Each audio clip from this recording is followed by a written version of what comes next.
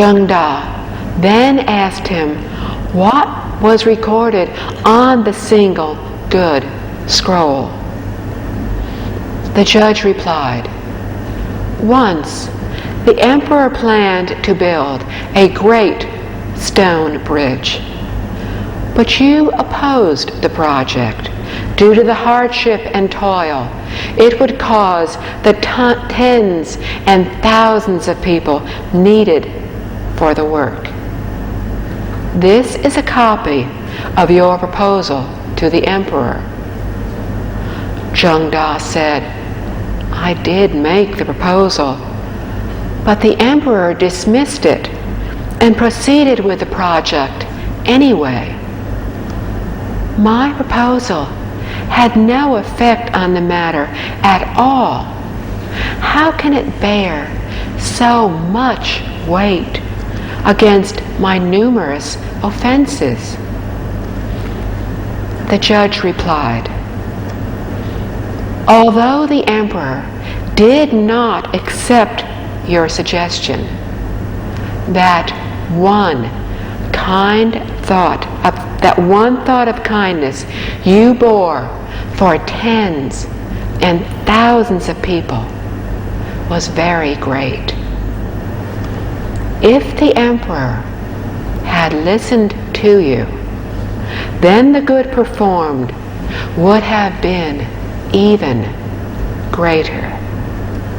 Therefore, when we are determined to do good for the benefit of all, a small deed can result in great merits. If we think only of benefiting ourselves, then even if many deeds of kindness were performed, the merits would still be small." End quote. The content of the scroll was a description of the major good deed which Da had performed. When the emperor wanted to construct a bridge, Da saw that it would waste money and cause hardship for the citizens.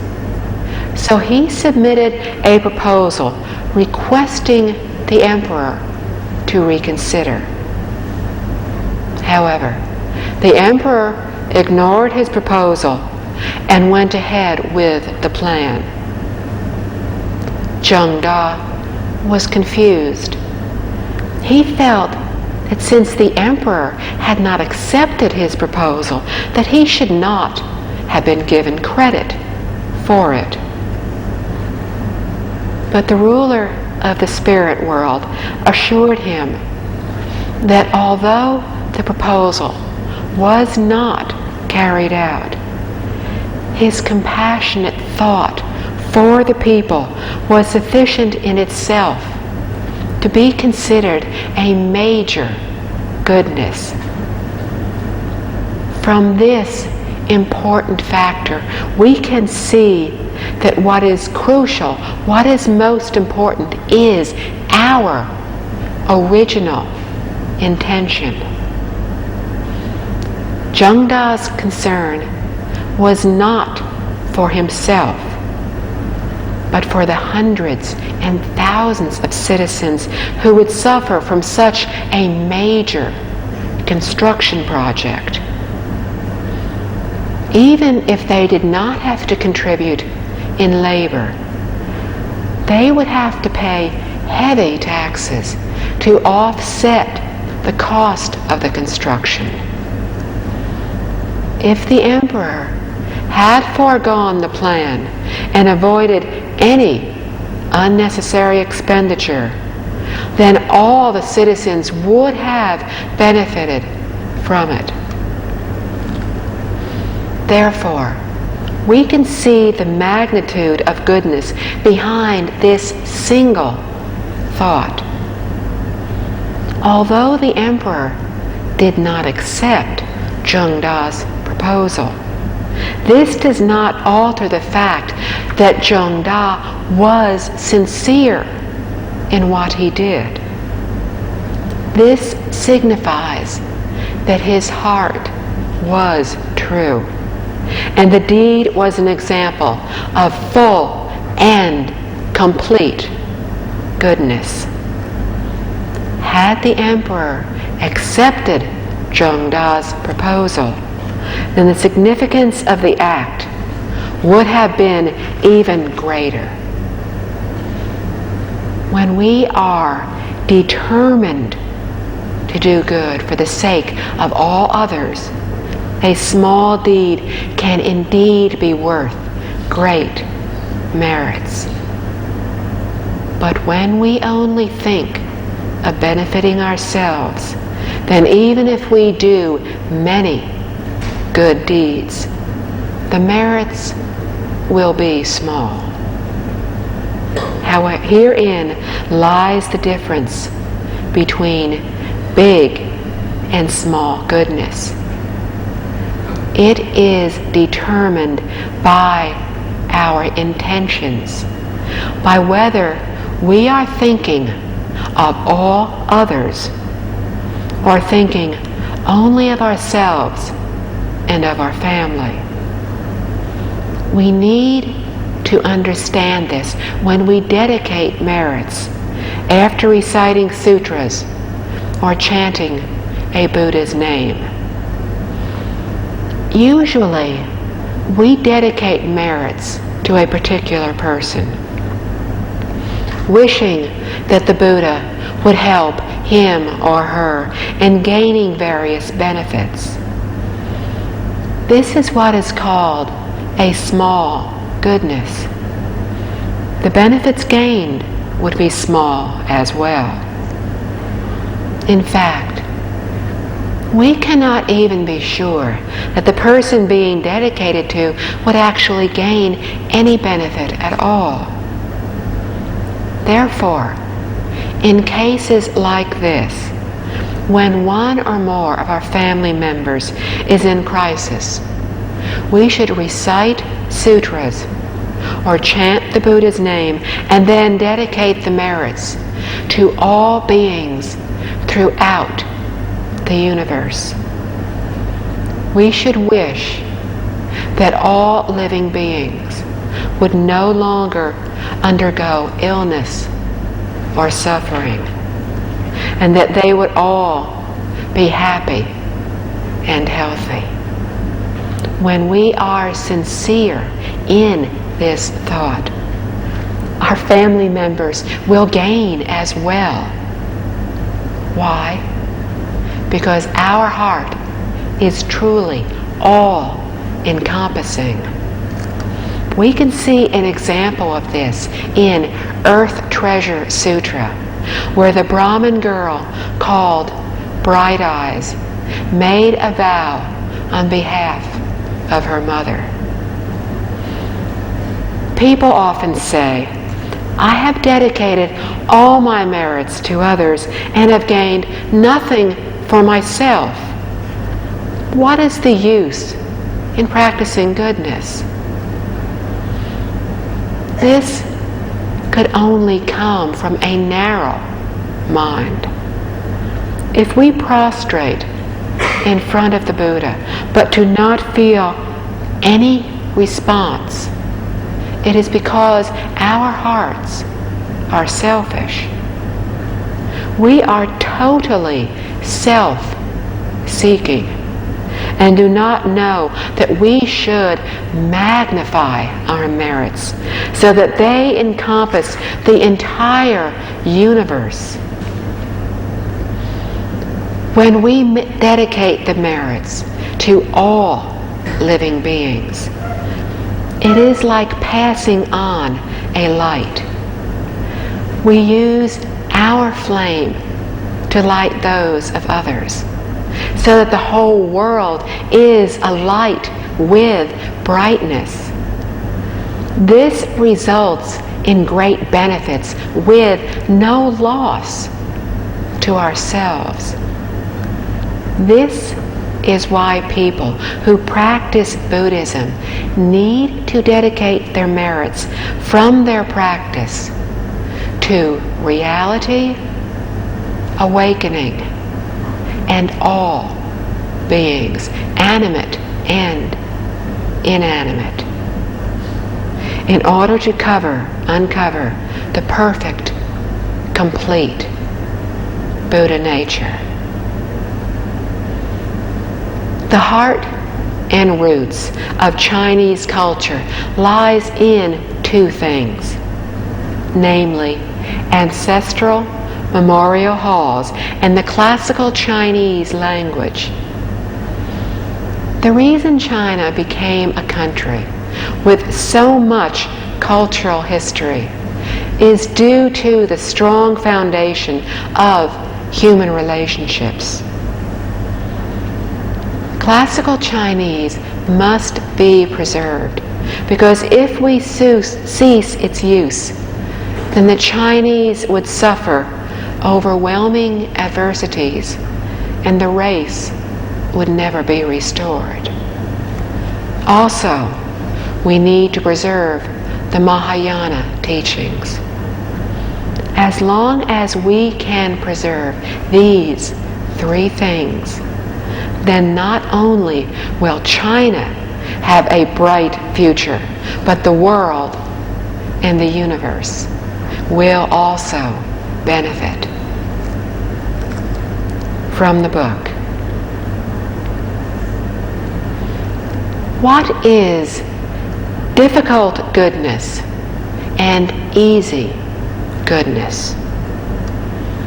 Knowledgeable scholars of the past said, when one wishes to conquer greed and desires, one should start with what is most difficult to overcome.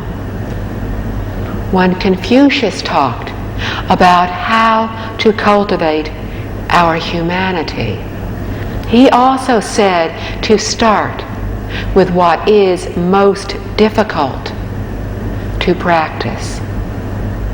End quote. This section cites the teachings of ancient sages and virtuous people, which tell us that we possess innumerable afflicting habits and desires. Therefore, they taught us to start with what is most serious. If we can overcome our most serious faults, then we can overcome other matters which will appear trivial in comparison. When we want to eliminate the bad and practice all that is good, we must know where to begin. This is also why, when Confucius was teaching about the cultivation of humanity, he believed that we should start with what is most difficult to practice. From the book. For example, the old teacher, Mr. Shu of Jiangxi, gave 2 years' salary to a poor family who owed money to the government. Thus, he saved them from being torn apart if the husband was sent to prison. End quote. This is a very good example because Mr. Shu did something which was difficult to do and gave up something which was difficult to give up. During ancient times in China, students used to give their teachers a small gift during holidays. Originally, it was strips of dried meat, which were tied into a bundle. Later, The strips of dried meat became acknowledged as a student's gift to the teacher, although they may not necessarily have been dried meat. Classes were held at private home schools, and the number of students varied. 20 to 30 students would be considered a good number. The smaller schools might have only had a dozen or so students. Therefore, the gifts or pay that the teacher would receive were often meager. For Mr. Shu to donate 2 years' salary to help the couple pay off their debt was a considerable undertaking. From the book. Another example is Mr. Zhang from Handan. Mr. Zhang gave his 10 years of savings to a poor man so he could repay a debt. This saved him from going to jail and enabled him to remain with his wife. Such examples as Mr. Shu and Mr. Zhang are rare, for they gave what is most difficult to give, what others could not sacrifice. They did so willingly. End quote. Mr. Shu gave away 2 years of salary. Mr. Zhang gave away 10 years of savings. In both cases, they were given to pay back money that was owed to the government. Usually, an offense of not being able to pay back public funds would entail a jail sentence for the offender. By paying back the funds, the family was saved from being torn apart. We depend on money and materials to survive. Therefore, to be able to give away money is extremely difficult to do, especially when it is all the savings that we have. This is to conquer what is most difficult to conquer, to start what is most difficult to practice. It is also a good practice for learning to curb our desires. From the book. Another example is Mr. Jin from Jiangsu province. As he was old and did not have any sons, his neighbor offered their young daughter in marriage to him to give him descendants to carry on his name. Mr. Jin refused the offer and sent her back home. This is another example of being able to overcome what is most difficult to conquer in oneself. End quote. Mr. Jin had no sons. During ancient times, it was an acceptable custom for him to take a second wife, to bear an heir to carry on the family name. To have an heir was important, very important. A neighbor wanted to give their very young daughter in marriage to Mr. Jin. However, he recognized the large age difference, and although he really wanted a son, he felt he could not ruin a young girl's future just to serve his own purpose. This is a good example of restraining our own desires even when it is most difficult to do so. From the book. Therefore, the heavens showered down good fortune, which was especially good for these 3 men.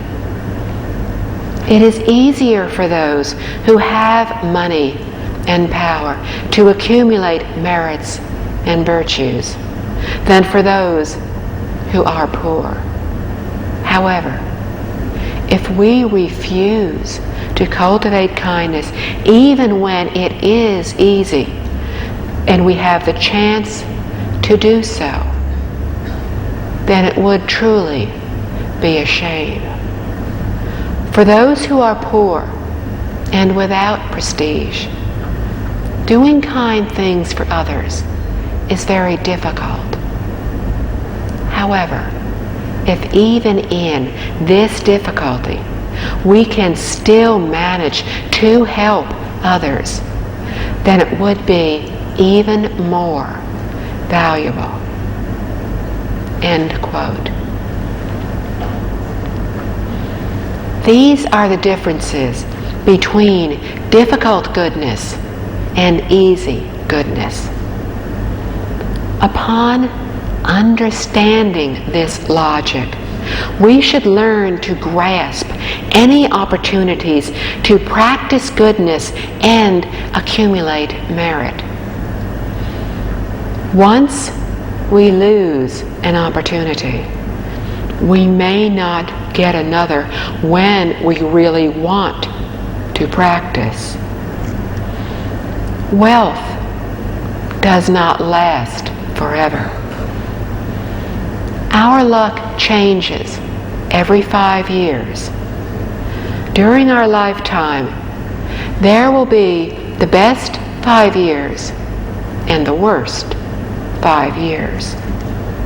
If the good years are during our old age, then this will be true good fortune.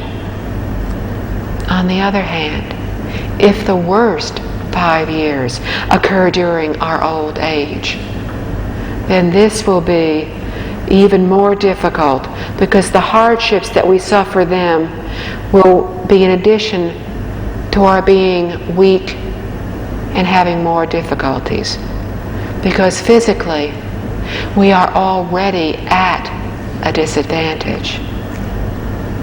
Therefore, we should learn to practice goodness at an early age to let everyone share in our good fortune, because once we give it away, we will still gain whatever we are destined to gain. When we are young and strong, we would do well to not exhaust all of our good fortune. If we do not use it up, then it will be kept intact for us to enjoy later in life. Similarly, if we suffer hardships first, then there will be none left for us to endure when we become older. This is why we must learn to cultivate and accumulate good fortune for us to enjoy during our old age. It is most important that as Buddhists, we know exactly why we are practicing. We do so to accumulate the good fortune, the ultimate good fortune, for when we die. What is ultimate good fortune? That of no illness, of knowing that when our time is up, we can leave this world in a sitting or standing position, and that we know exactly where we are going. This is the greatest good fortune. It is up to those who practice Buddhism to help others who are willing to learn, so that we can all share this same great good fortune. It is easier to help others when we have wealth and prestige, and therefore it is easier for us to accumulate merits. However, when we have prestige and status, we must remember not to use them against others. Instead, we should use them to our advantage to perform more good deeds and to help others. If we have the means to do so, but choose not to, then we have wasted an opportunity. On the other hand, when we are poor and do not have the means, but still choose to help others, then the difficulty of the task makes the act even more valuable. From the book. There are many ways to help others whenever the opportunity presents itself. These can be simplified into 10 important categories. The first is supporting the practice of kindness. Second is revering love and respect. Third is helping others to succeed in doing good. Fourth is persuading others to practice kindness. Fifth is helping those in desperate need. Sixth is developing public projects for the greater benefit of people. Seventh is practicing merits by giving wealth. Eighth is protecting and maintaining the proper teachings. Ninth is respecting elders. And 10th is loving and cherishing all living things. End quote. This is what is often referred to as being joyful over others' meritorious deeds. We do our best to help everyone at every possible opportunity. Because there are so many different kinds of virtuous conduct that can be accomplished when the right opportunity arises, they have been summarized into these 10 main categories. They are truly beneficial to everyone, and we would do well to do all that we can to achieve them. From the book. What does supporting the practice of kindness mean? During the Yu dynasty, there was an emperor by the name of Shun. One day, before he became emperor, Shun was watching some fishermen on Lake Lhasa. He noticed that all the younger and stronger fishermen took the spots where the water was deep and the fish were abundant, while those who were older and weaker were left with the rapids and the shallow water, where there were very few fish. When Shun saw the situation, he empathized with the older fishermen. So he decided to join the group. Whenever he saw fishermen grab the best spots, he would not speak of their faults. But when he saw those who were humble and yielding, he praised them everywhere he went, and even followed their humble and polite ways. Shun stayed and fished like this for a whole year, until the other fishermen got into the habit of yielding good spots to others. A wise and intelligent man such as Shun could have easily influenced others with just a few words. Why did he not just say something instead of changing others by setting a good example? Shun's painstaking and good intentions were like the expert craftsmanship that comes only as the result of long practice and hard work. End quote. Mr. Liao used an example here to teach us how to interact with people and how to lead and encourage others to practice kindness. During ancient times, fishing was an important part of daily life.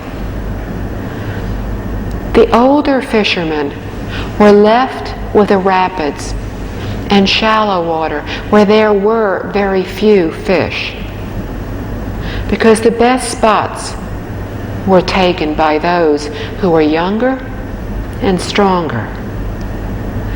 Feeling saddened by the situation, Shun thought of an inventive way to remedy it.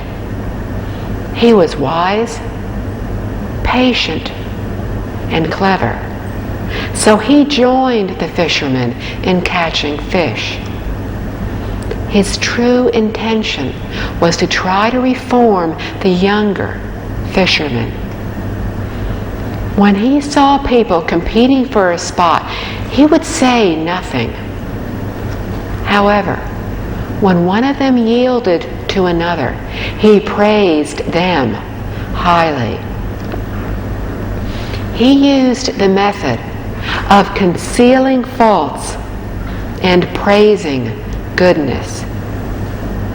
After persisting in this way for an entire year, the young fishermen were all reformed by Shun, and they had ceased fighting over the fishing spots as they yielded to others. In our society today, much effort has been spent in highlighting bad deeds. As soon as anyone acts contrary to customs, behaves immorally, or breaks the law, the media greatly publicizes it. When this is done, there is bound to be more good than bad people. When no one recognizes good deeds, there is little motivation to do good deeds. In fact, it is more encouraging to practice wrongdoings. We should follow the examples set by ancient sages and virtuous people. They did not speak of the faults of others, but waited for these people to reflect upon themselves until they had awakened. This is the proper way to teach people. Everyone has a conscience. Sometimes it can be overwhelmed by the desires for wealth and prestige. As long as we use the expedient way to help others to see the truth, they will eventually come around. This was what Emperor Shun did with the fishermen. He did not want to use words to influence others, preferring to set an example for them through his own actions. Although it took longer, the effects would last longer, because words are never as effective as actual actions. From this, we can appreciate Shun's wisdom. From the book. In today's era of low morality, social breakdown, and loss of proper thinking, it is most difficult to find a good standard of behavior. Therefore, when those around us have shortcomings, we do not use our good points to highlight their deficiencies. When others are unkind, we do not point out our kindness and compare ourselves to them. When others are not as capable as we are, we do not purposely surpass them with our abilities.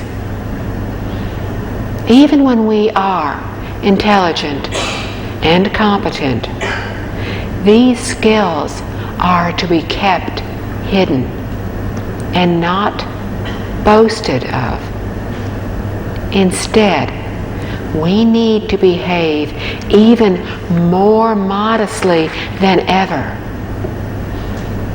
When others make mistakes, we tolerate and conceal them, providing the opportunity to reform without the loss of self-respect.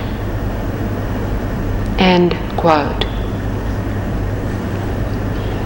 We need to painstakingly refrain from these acts. Just because we have certain good points or advantages that others lack, it does not mean that we can gloat. Instead, we must learn to conceal our abilities and to accommodate the faults of others. Remembering this and not flaunting our own skills and intelligence is true broad-mindedness and tolerance. If we need to show off every time we can do something, then we will accomplish little. If we were truly capable of great achievements, we would not be as superficial as most people are. We would have more depth.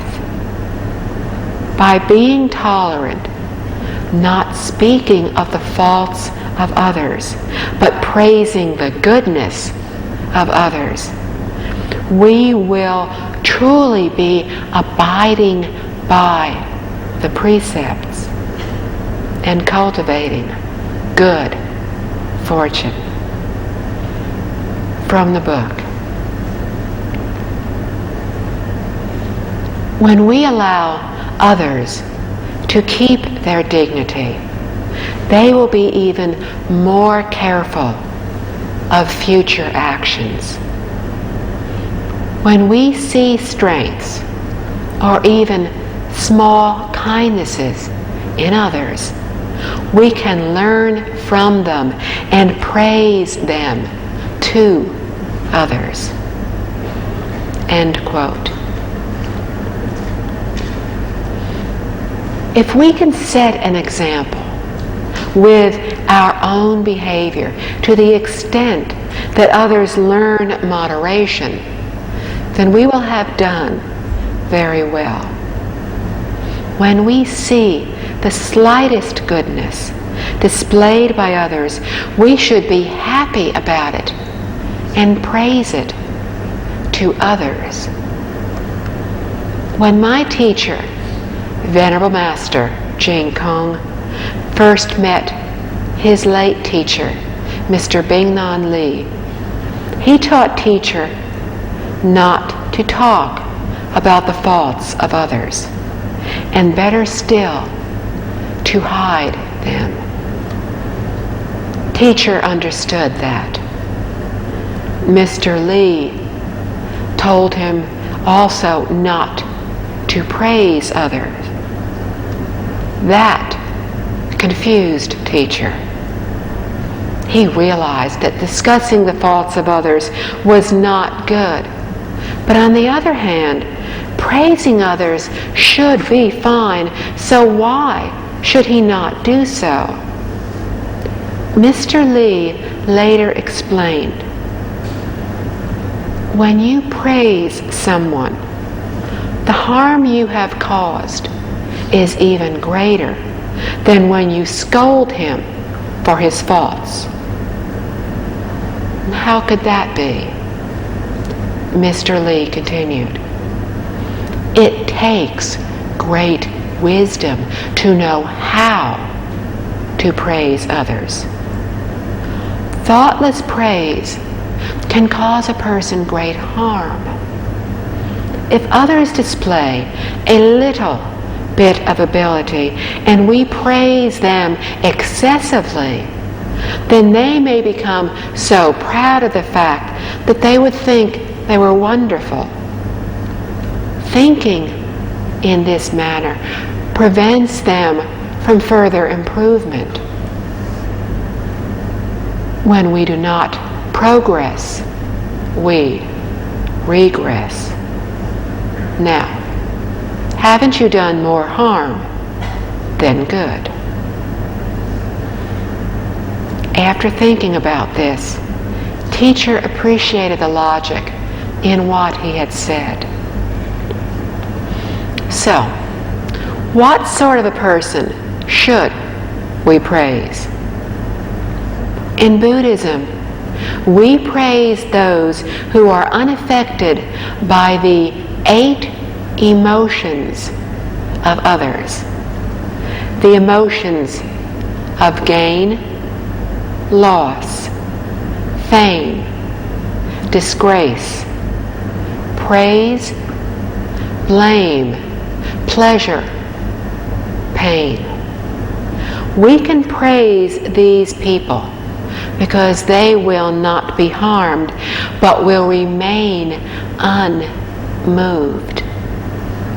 In fact, the more we praise these people, the more modest they become, and the more they will try to improve. We can give special praise to these people. Therefore, we should be extra careful with our praise, not inadvertently allowing our good intentions to lead to bad deeds. So from this passage, we can see how much care Emperor Shun used in taking an entire year trying to help the young fishermen correct their faults. From the text. In daily life, we can refrain from speaking and acting with selfish intentions, but instead seek to benefit society. We can set standards for others to follow. These are the qualities of a great person who thinks of the public welfare as more important than his or her own. End quote. When we set standards for others to follow, we should set a standard, an example, with our own behavior. What are the qualities of a great person that Mr. Liao is talking about? It is someone who disregards personal welfare and thinks only in terms of benefiting others, as opposed to the selfish person who thinks only of benefiting the self. For example, bodhisattvas would be considered great persons.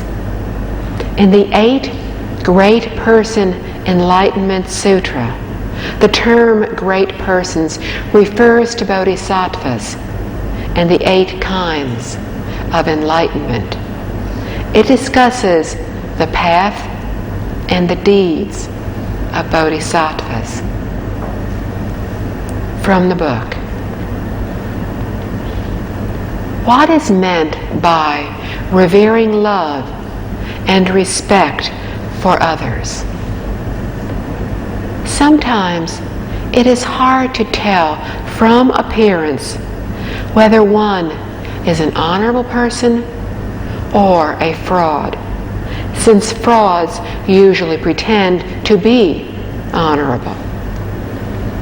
Mencius said that the difference between truly honorable people and ordinary people lies in their intentions.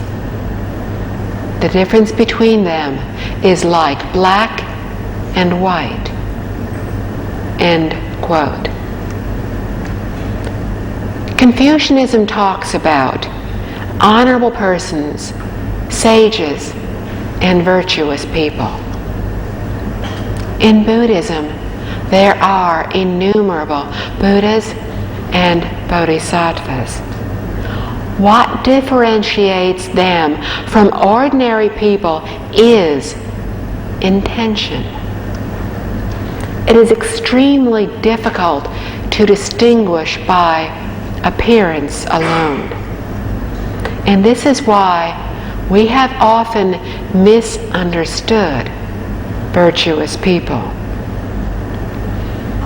For example, in the past, there were 3 monks from Tiantai Mountain in Zhejiang Province named Han Shan, Shuda, and Feng Gan. This account is recorded in the diary of Tiantai Mountain.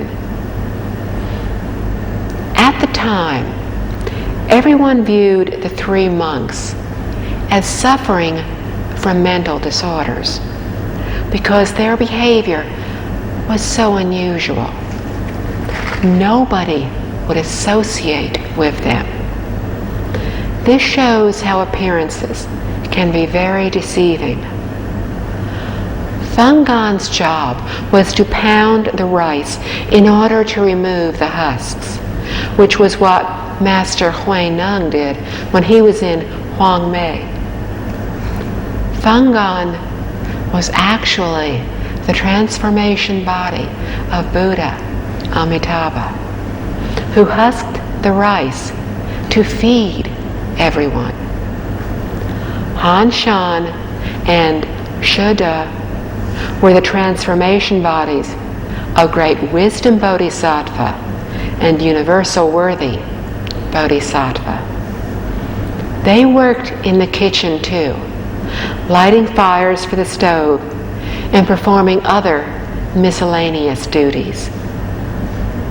They went shoeless, dressed raggedly, and acted absurdly. No one felt they were worthy of anything. It is true that by judging by appearances only, it is difficult for most of us to differentiate those who are truly virtuous people.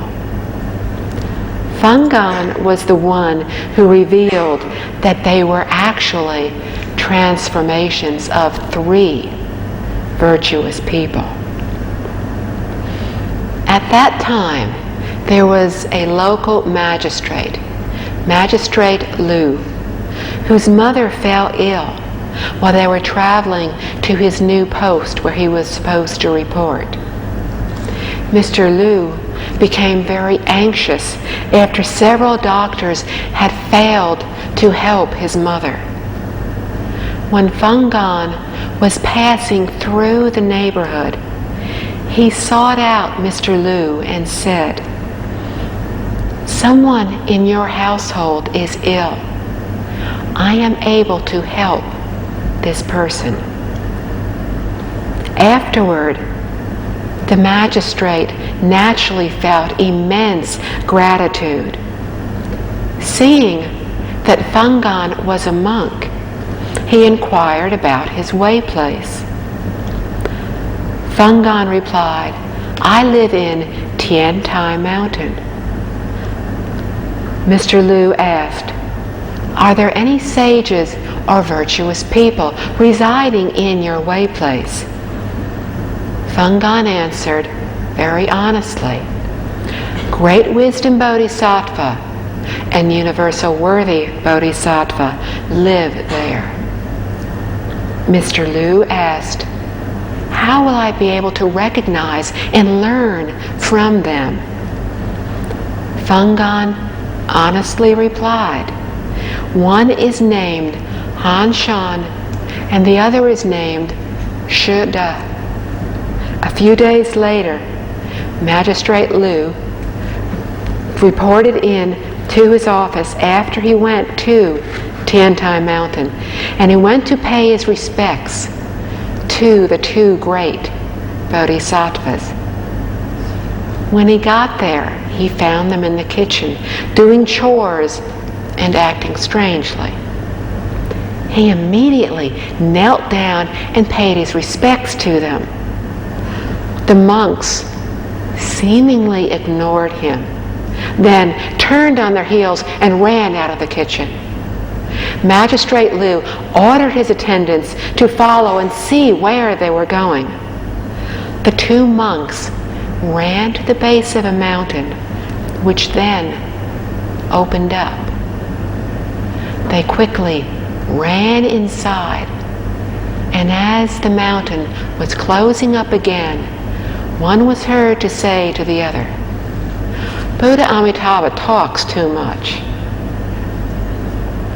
Magistrate Liao then realized that Fungan was the transformation body of Buddha Amitabha. So there were actually 3 great virtuous people. Twice a month, the way place held a very important Buddhist ceremony to recite the precepts. Han Shan and Shi Da often made fun of the other monks and were therefore disliked by everyone. When the others realized that these 2 monks were actually the transformation bodies of great bodhisattvas, they were deeply ashamed that every day these great sages had served them their food. This shows how the intentions of Buddhas and bodhisattvas differ from those of we ordinary people. If we genuinely have the wish to transcend our world of suffering, we need to no longer have the same intentions as ordinary people. but instead we need to have the same intentions as Buddhas and Bodhisattvas. Every year, every month, every day, every minute, we need to do our very best to only think, say, and do that which will benefit all others. If we try to do our very best, we will accomplish full goodness. But if we still have doubts and reservations, and thus have not done all that we can, then we will only achieve half goodness. So when we are accumulating virtuous deeds, we need to do so with the heart of sincerity. After reading Liao 4 lessons, we must believe that we have the courage, the determination to undergo anything. As long as we act with sincerity, we will receive so much more than we ever imagined possible. However, if we act in the hope of gaining this great return, then we have not acted with a heart of sincerity. We could give everything that we have, but we would barely receive half goodness. If we perform good deeds without expectation of reward, without the wish for prestige, wealth, wisdom, or long life, without the wish for anything, then we are bound to receive full and complete everything. Is this not being free and at great ease, enjoying the great liberation? When we no longer have desires, our minds will be pure and honest and sincere. Our hearts will dwell in stillness and serenity and joy. Our behavior will thus be a reflection of our true nature. When our true nature and virtues are uncovered, what we find, what we will receive will be incredible. We will finally be able to transcend the 6 realms of birth and death. We will finally be able to go to the Western Pure Land of Buddha. Amitabha. Amitabha. Thank you.